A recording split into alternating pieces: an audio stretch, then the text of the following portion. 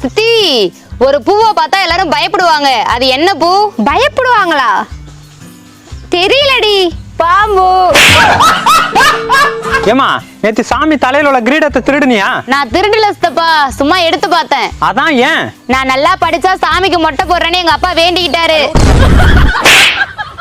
அம்மா, சாமிக்கே மொட்டை போட பாக்குறியா? ஒன்னலாம்